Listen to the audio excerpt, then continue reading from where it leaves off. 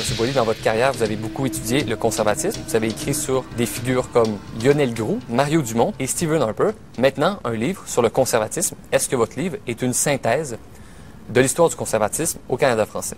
C'était mon ambition de faire une synthèse du conservatisme au 20e siècle, au Canada français et au Québec, si on accepte l'idée que l'identité québécoise se transforme à partir des années 60.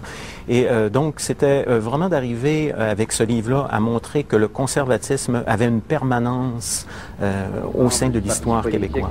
Il dirigeait depuis qu'il l'avait fondé, pleure sa mort. L'honorable Maurice Duplessis est entré dans le repos éternel. C'est-à-dire d'aller un peu à l'encontre de l'idée que les années 60 représentaient un barrage qui empêchait les idées conservatrices de perdurer dans les années 60, 70, 80 jusqu'à aujourd'hui. Et c'est cette idée-là que j'ai voulu remettre en cause. Bon, je suis pas le premier à l'avoir fait, mais de manière peut-être un peu plus systématique que les autres, j'ai essayé de montrer qu'il y avait cette permanence du conservatisme au sein de l'histoire québécoise au 20e siècle. L'Union nationale, le parti de Maurice Duplessis, commence à agoniser vers la fin des années 70 et il est dissous officiellement dans les années 80. Est-ce que ça signifie pour autant la mort du conservatisme? Non, parce que les partis politiques ne sont pas ceux qui détiennent de manière exclusive les idées conservatrices. Pour bien comprendre l'histoire du conservatisme après les années 60, il faut précisément mettre cette idée de côté que les partis politiques prendraient possession de l'idée conservatrice. C'est-à-dire que le conservatisme peut se déployer au sein de certains intellectuels qui, par leurs écrits, vont développer ce qu'on peut appeler une sensibilité conservatrice. Il est vrai que, évidemment, l'Union nationale disparaît, mais le conservatisme continue de perdurer. On le retrouve aussi au sein de d'autres partis politiques. On peut penser plus récemment à l'Action démocratique du Québec qui a parfois été présentée comme une nouvelle Union nationale. Bon, le parallèle est un peu douteux dans la mesure où l'Action démocratique n'était pas simplement la réincarnation de l'Union nationale passée. Le contexte est différent. Mais il n'en demeure pas moins que certaines des idées qui étaient centrales au sein de l'Union nationale ont quand même perduré dans les années 1980-1990 et plus particulièrement avec l'Action démocratique, qui, elle aussi, avait un discours qui faisait en sorte que l'État devait se retirer de la vie publique. Ce qui est arrivé, c'est que dans les années 70, le conservatisme s'est émietté. On retrouvait des conservateurs un peu partout au sein du Parti libéral. On retrouve également quelques conservateurs au sein du Parti québécois. Et c'est ce qui fait en sorte que le conservatisme, sur le plan politique, s'est disséminé dans l'espace politique. Et on le retrouve également au sein de certains intellectuels qui, sans pouvoir être labellisés comme étant des auteurs conservateurs, ont quand même développé une pensée qui, par certains égards, se rapproche d'une sensibilité conservatrice. Et donc, quand on prend ça dans son ensemble, on s'aperçoit que le conservatisme, après les années 60, est présent. Mais il n'est pas dans un seul endroit où simplement, c'est-à-dire un parti politique, où il n'est pas simplement porté par un ou deux intellectuels qui seraient la figure de proue du conservatisme. Et donc, il se transforme au tournant des années 60. Ce n'est plus le conservatisme d'antan, le conservatisme canadien-français. La logique fondamentale du conservatisme est cette tension qui existe entre la raison et la tradition. C'est-à-dire que pour les conservateurs, l'idée centrale est que la raison humaine est quelque chose de trop faible, et quelque chose dont l'homme peut se servir, mais dont l'homme ne peut pas attendre trop de sa raison. Elle est limitée. Les lumières de la raison existent, mais en même temps, ce sont des lumières qui sont trop faibles pour guider l'homme au sein du monde. Et donc, les conservateurs vont dire, dans ce contexte-là, comment faire pour se situer, comment faire pour avoir des institutions politiques qui soient adéquates. Il faut retourner à la tradition, vont-ils dire. Parce qu'ils vont dire que la raison est faible. Et donc, ce qui s'est développé, c'est un lent processus. C'est un travail qui s'est fait graduellement. Donc, les conservateurs vont dire que les institutions politiques qui existent sont le produit, non pas tant des décisions délibérées des individus ou des hommes politiques, que le résultat d'un long processus qui s'est fait petit à petit, graduellement. Et c'est pourquoi les grands ténors conservateurs comme Edmund Burke, Joseph de Maistre, qui ont critiqué la Révolution française, précisément parce qu'on dit que la Révolution française a voulu reconstruire un monde social et politique à partir de rien, en mettant à terre les institutions traditionnelles et en recommençant. Et pour les conservateurs comme Burke et Joseph de Maistre, c'est une aberration parce qu'on va dire que c'est pas possible de fonctionner de cette façon-là. Donc, la logique fondamentale du conservatisme existe dans cette tension-là qui existe entre la raison, les capacités humaines qui sont faibles, et le fait qu'il faut recourir à la tradition pour se situer dans un espace politique. Et donc, c'est très important de comprendre que la tradition pour les conservateurs, c'est pas simplement des menus coutumes qu'on fait pour égayer les fêtes populaires. C'est quelque chose, de beaucoup plus profond, qui peut être religieux, culturel, mais qui permet de situer les individus au sein d'un espace social, au sein d'un groupe social donné. Monsieur Boily, vous venez d'aborder une des grandes valeurs clés du conservatisme, c'est la place de la tradition. Mais il y a aussi d'autres valeurs clés comme la famille, l'ordre et l'anticommunisme.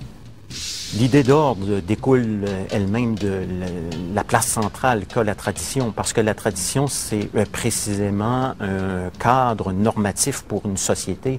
C'est de dire qu'il y a des choses qu'on fait et des choses qu'on fait pas, et donc ça assure l'ordre. Les conservateurs sont obnubilés par cette idée que les sociétés humaines sont constamment menacées par le désordre, et donc qu'il faut assurer l'ordre par un État qui est fort. Et c'est pourquoi une des valeurs aussi du conservatisme va être de mettre l'accent sur les pouvoirs politiques qui sont forts. Par exemple, la royauté. Au 19e siècle, certains voulaient restaurer les royautés qui s'évanouissaient un peu partout sur le continent européen. Évidemment, plus la démocratie a progressé, les conservateurs se sont accommodés aussi de cette valeur-là, mais ils vont toujours favoriser les pouvoirs forts qui vont être en mesure d'assurer l'ordre. La famille est également une des valeurs fondamentales du conservatisme dans la mesure où c'est une institution qui, pour eux, est centrale et à l'ordre social. La famille est la cellule de base de la société. C'est pas tant l'individu qui est important que la famille qui permet aux individus de s'épanouir précisément au sein d'une cellule familiale. Donc, ça fait partie de tout un système conservateur qui fait en sorte qu'on valorise tout ce qui est la permanence. Donc, la permanence des institutions qui sont en mesure d'assurer la permanence d'une société à travers le temps. D'où l'idée de ne pas arriver avec des solutions politiques qui viennent bouleverser l'ordre social, comme le communisme. Petite question technique même. Quand quelqu'un se déclare conservateur, est-ce que ça signifie pour autant qu'il est absolument incompatible avec les autres idéologies politiques? Non. D'abord, il faudrait dire qu'il y a peu de gens qui maintenant vont se déclarer conservateurs de manière explicite, notamment sur la scène intellectuelle. Mais pour ceux qui le font, on va retrouver notamment des alliances entre conservateurs et libéraux. Et les frontières entre le conservatisme et le libéralisme sont parfois assez floues. On l'a vu notamment avec certains penseurs comme Friedrich Hayek, qui précisément ne se disaient pas conservateurs, mais qui en même temps croyaient qu'il y avait une nécessité dans les années 50 et 60 qu'il y ait une alliance entre le conservatisme et le libéralisme pour lutter contre le socialisme. Mais par ailleurs, on peut penser aussi que même un conservateur peut avoir une touche de socialisme qui peut être assez importante. On l'a vu notamment chez certains conservateurs canadiens-anglais qui vont avoir une touche de rouge assez forte, précisément pour défendre la communauté. Eux, l'idée étant que pour défendre une communauté particulière, ça prend des institutions politiques particulières et ces institutions politiques vont pouvoir avoir des politiques sociales qui vont se rapprocher du socialisme. Et c'est pourquoi, paradoxalement, le conservatisme, même dans sa lutte très forte contre le communisme, parfois il va y avoir des alliances avec le socialisme. C'était d'ailleurs une idée que Fernand Dumont avait soulevée dans un de ses ouvrages où il mettait l'accent sur l'idée que parfois les conservateurs et les socialistes n'étaient pas si éloignés les uns des autres, précisément en raison de la défense de la communauté. Et ça permet de comprendre que l'histoire des idéologies politiques, c'est pas une histoire compartimentées. Mais ça n'empêche pas qu'il y a quand même des logiques fondamentales qui sont au cœur de chacune des idéologies qu'on peut identifier analytiquement, mais lorsque les idéologies se traduisent dans la réalité sociologique ou politique, surtout au sein des partis politiques. Les partis politiques sont pas là pour défendre la pureté d'une idéologie. Ils sont là pour gagner le pouvoir et donc ils peuvent transiger avec d'autres idéologies, même si on dit qu'un parti est de droite, il peut faire alliance à certains moments, ne serait-ce que pour prendre le pouvoir. C'est particulièrement difficile au Québec de s'afficher en tant que conservateur. Pourquoi ce discrédit quand même assez répandu du conservatisme? Le conservatisme sent le soufre dans la mesure où c'est une idéologie de droite, une idéologie qu'on présume être à la défense du statu quo. Donc, au plan intellectuel, les intellectuels préfèrent être plutôt à l'avant-garde de ce qui va changer les choses. Et donc, c'est plus facile de se dire à gauche, c'est plus facile de se dire socialiste, parce qu'il semble y avoir un parti pris pour le changement en faveur des plus démunis, alors que de l'autre côté, ben, on semble vouloir défendre le statu quo à l'avantage de ceux qui possèdent les choses. Et surtout aussi, dans le contexte québécois, vous avez une autre donnée à prendre en considération, c'est le fait que le conservatisme est associé au duplessisme. Donc, se dire conservateur, immédiatement, on peut être taxé de néo-duplessiste et c'est pas quelque chose qui, auprès de la faune politique et de la faune intellectuelle, est bien vu. M. Boily, dans votre livre, vous parlez du populisme. Est-ce que la définition du populisme est toujours dépréciative? Presque toujours. C'est très rare qu'on va voir un homme politique se réclamer du populisme et d'une manière positive. Mario Dumont le fait à certains moments, mais généralement, lorsqu'on emploie le terme de populisme, c'est pour décrier un adversaire politique et lui dire que c'est un démagogue, qui a des solutions politiques qui sont néfastes pour la société et qui, généralement, sont contre l'immigration. Dans les 20-30 dernières années, lorsqu'on pense à populisme, on pense surtout à Jean-Marie Le Pen. C'est le Front national de Jean-Marie Le Pen en France qui a été, disons, la définition du populisme et ça fait en sorte que Le Pen étant connu pour ses envolées verbales contre les immigrants et ça fait en sorte que le populisme est très déprécié. Par ailleurs, on peut avoir une définition, je vous dirais, plus scientifique du populisme, une définition qui permet de comprendre que le populisme, c'est pas tant une idéologie politique qu'un style politique.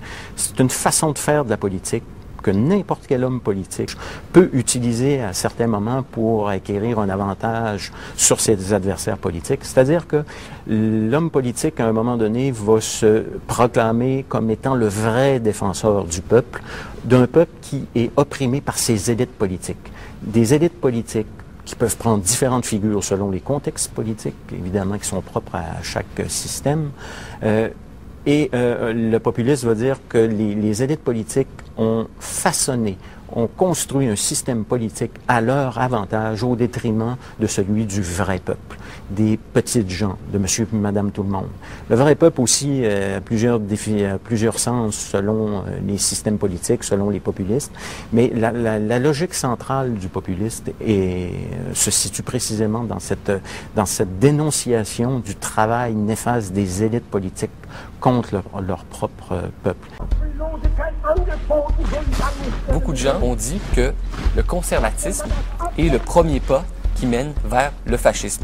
Il est vrai que dans les années 30, vous avez eu des conservateurs qui regardaient les solutions autoritaires, les solutions fascistes, autant italiennes qu'allemandes, avec une certaine envie, parce qu'on pensait que c'était des régimes qui venaient lutter contre le libéralisme individualiste. Mais en même temps, il faut bien comprendre que le fascisme est une idéologie révolutionnaire. Il y avait au plus profond du fascisme l'idée que la société bourgeoise devait être mise de côté, qu'il fallait recréer un homme nouveau, C'était notamment ce que voulaient faire les fascistes italiens. L'idée qu'il fallait reconstruire une nouvelle société sur de nouvelles bases. On le voit avec les mouvements artistiques italiens du début du 20e siècle qui se sont joints aux fascistes par la suite, ou les futuristes, où on disait qu'il fallait reconstruire littéralement la société. On faisait même du côté des fascistes l'apologie de la technique, parce qu'on disait que la technique, c'était quelque chose avec lequel on allait pouvoir mettre de côté le passé. Donc on faisait l'éloge des voitures, des nouvelles voitures évidemment à l'époque qui étaient rapides, alors que chez les conservateurs, on regardait plutôt cette nouvelle technologie avec une certaine appréhension. Les conservateurs voulaient plutôt protéger ce qui avait été fait. Donc on se retournait vers le passé, alors que le fascisme, même le nazisme, on est davantage tourné vers le futur. On veut reconstruire un ordre social et surtout on veut le reconstruire par la violence. Ça, c'est aussi une distinction importante. Les conservateurs et le recours à la violence, c'est pas quelque chose qui va nécessairement ensemble. Alors que du côté du fascisme et du nazisme, ça va ensemble. Les fascistes font de l'apologie de la violence parce que c'est de cette façon-là que l'homme doit se révéler à lui-même. Ce n'est pas nécessairement en écrivant ou en ayant des activités artistiques, c'est plutôt dans le combat que les hommes vont se révéler à eux-mêmes. Et c'est pourquoi l'expérience de la Première Guerre mondiale a été centrale pour l'avènement du fascisme, parce que précisément, vous avez eu là plein d'hommes qui ont fait la guerre des tranchées et qui ont continué, disons, à faire la guerre dans les tranchées, mais sur la scène politique. Et donc, cette caractéristique-là importante du fascisme, la violence, on la retrouve pas du côté des conservateurs. Si on abordait la question de la conception de la nation, pour les conservateurs en sciences politiques, il existe plusieurs conceptions de la nationalité. C'est une conception essentiellement juridique, fondée sur le droit d'habiter sur un territoire, et une autre fondée sur une forme de substance, c'est le nationalisme culturel. Quelle est la vision du nationalisme des conservateurs? Les conservateurs se rallient à la vision du nationalisme ethnoculturel que vous avez défini là, comme étant le fait d'appartenir à un ensemble culturel qui se définit par une mémoire d'habiter un territoire, mais une mémoire qui a une profondeur historique importante. Et donc les conservateurs vont se rallier à cette conception-là de la nation. Et pour certains, ça va être le lieu où précisément les traditions nationales ont pu se développer. Les fameuses traditions dont on a parlé tout à l'heure et qui sont aussi importantes pour les conservateurs ne peuvent donc se développer qu'au sein d'un espace qui est clos, un espace politique qui est la nation, qui se définit par sa langue, par sa religion. Donc la définition la conception du nationalisme qu'avaient les conservateurs canadiens-français comme Lionel Groulx, les conservateurs qui étaient au sein de l'Action française au Québec, ils avaient cette conception-là d'une nation là, qui originait depuis presque 2 siècles et qui s'était formée dans la lutte contre les Anglais. Et ce qu'il fallait faire pour eux au début du 20e siècle, c'était de préserver cet héritage-là. À un moment donné, Groulx va dire il faut se ressouder à nos traditions nationales. Évidemment, il parle où on est au début des années 20, dans les années 30, l'industrialisation progresse, les villes se développent et donc on voit du côté des intellectuels conservateurs canadiens-français de cette époque-là, on voit bien que la société est en transformation. Alors, comment assurer cette continuité-là avec le passé? Donc, rester semblable, mais en même temps être capable de s'adapter à la modernité. Je vous dirais que ça a été le défi des intellectuels conservateurs canadiens-français de trouver l'équation qui allait permettre donc pour eux de faire en sorte que la nation demeure cet espace politique où les Canadiens français vont pouvoir s'épanouir. Vous dites que depuis plusieurs dizaines d'années, au Québec, on a réussi à oublier le pluralisme idéologique. Qu'est-ce qui est à la base de cet oubli? Il est évident qu'à partir des années 60-70, avec la montée du Parti québécois, le jeu politique québécois s'est organisé autour de la question nationale. Et donc, on se définissait ou bien comme fédéraliste ou bien comme nationaliste. Ça fait en sorte qu'on ne se posait pas véritablement la question à savoir si on était de droite ou de gauche. Et c'est ce qui fait que des conservateurs, des gens de droite, se sont retrouvés au sein du mouvement national et que vous aviez du côté des fédéralistes, des gens qui étaient aussi à gauche, notamment ceux qui étaient d'une sensibilité plus trudeauiste et qui étaient pour une société juste.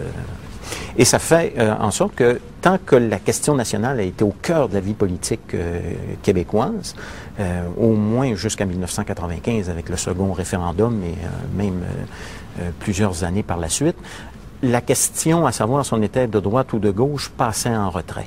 Mais l'impression est que à partir de 1995, cet oubli du conservatisme et de la droite et de la gauche a refait surface avec le fait, plusieurs phénomènes, mais probablement le phénomène le plus important en ce qui concerne le Québec est le fait que la question nationale n'a plus autant la même importance qu'elle avait. On a l'impression que certains sont désenchantés ou certains sont découragés. C'est encore une question importante, évidemment, mais ça a permis ce certain désenchantement-là à propos de la question nationale à un nouveau discours. Je mettrais le nouveau en guillemets, cependant, pour dire que c'était déjà là présent, mais là, les conservateurs, les gens de droite et de gauche, ont commencé à se redisperser sur l'espace politique en fonction de cette grille d'analyse-là qui avait été mise de côté à partir des années 60-70. Et c'est pourquoi, par exemple, l'Action démocratique du Québec, l'ADQ, voulait mettre de côté la question nationale en disant, écoutez, nous, on est autonomistes. On n'est pas fédéralistes, on n'est pas nationalistes, on est autonomistes. Donc, revenir à des positions, finalement, qui étaient celles des années 40-50 avec Duplessis, où on luttait pour l'autonomie.